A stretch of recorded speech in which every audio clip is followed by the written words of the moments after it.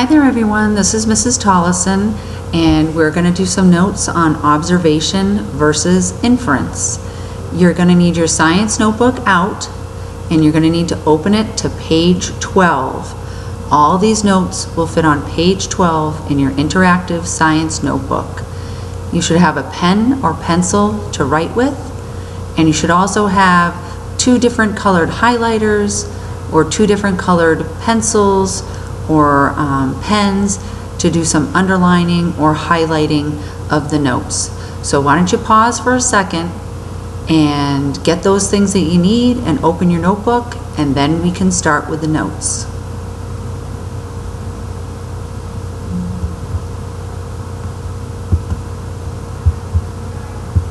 Okay, the first thing that I want you to write is the definition of observation. We've talked about this before, but I want you to have this again on page 12 in your notebook. Observation is just gathering information using the 5 senses. You're recording how does something look, smell, taste, sound, or feel. And again, you should pause at any point when I'm talking if you need more time to write something down.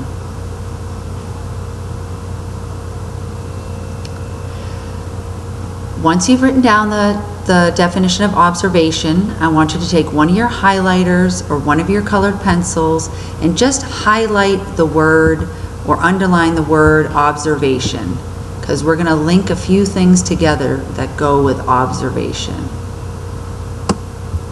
Okay? So the next thing you should write down is that there are 2 types of observation. There are 2 ways that you can record observations about something. The first way is called qualitative observation. Qualitative observation just describes an object's characteristics using adjectives. So you're describing how something looks, how it smells, how it sounds, tastes, or feels. So I've got 2 example sentences here. Again, pause whenever you need to pause. The 2 example sentences are, the banana is yellow and the boy is running. So I want you to take a second and think about what is the qualitative observation. What is the describing adjective in each of these sentences? So in the first sentence, the qualitative observation would be that the banana is yellow. That's describing what the banana looks like. Okay, so you should take your highlighter or pen and highlight yellow. And the other thing, I should have gone back up here, we should use that same color because we're talking about observation. One type of observation is qualitative. So let's look at the second sentence where it says the boy is running.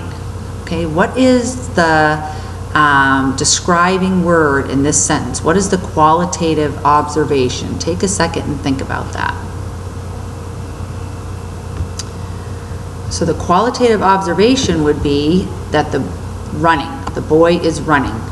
Okay, that's describing what the boy is doing. The second type of observation is something called a quantitative observation. A quantitative observation involves a quantity or amount of something. You're talking about a number. So again, a quantitative observation involves a quantity or amount or number of something. So go ahead and highlight 2, quantitative observation.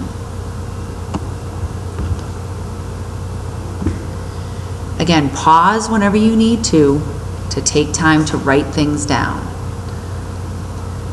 So again, I have 2 examples below of different types of quantitative observations.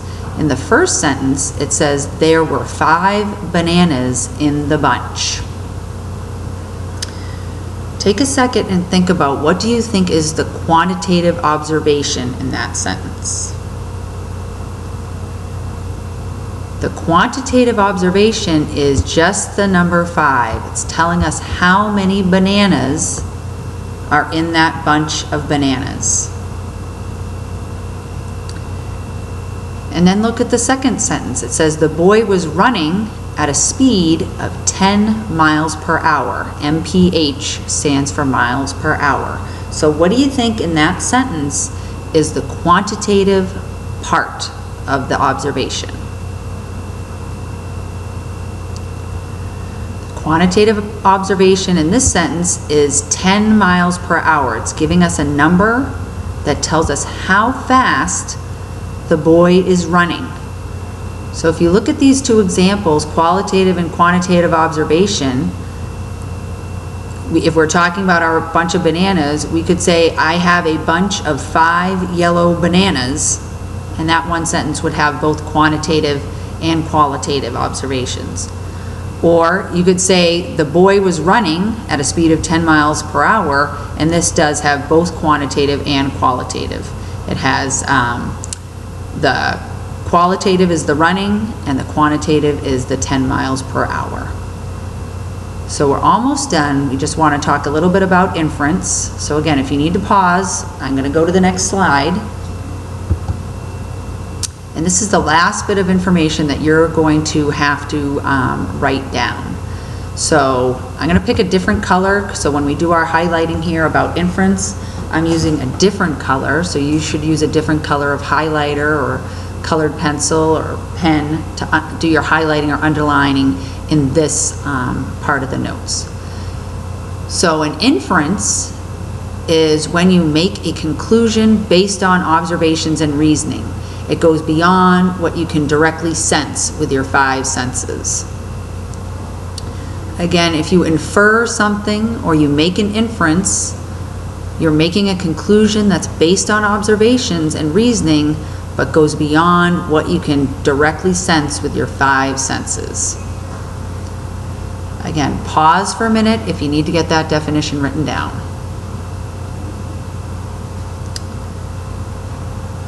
So our example here is that you see dark clouds in the sky, and then you tell your friend that you think it is going to rain. So what do you think is the inference here? What is the conclusion that you're making based on observations and reasoning? Okay. The inference is that you think it's going to rain.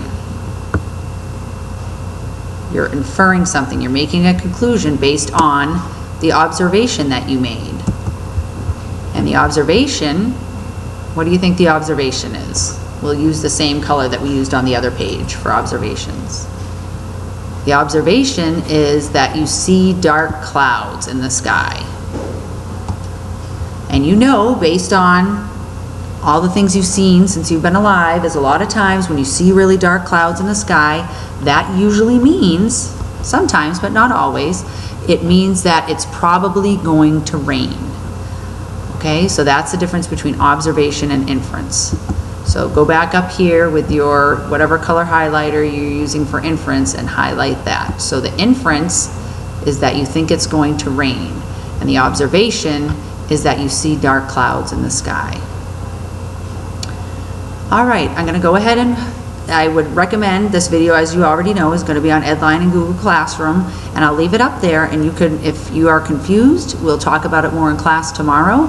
And this is something that you can refer to as many times as you like so that you can understand better what the difference is between observation and inference.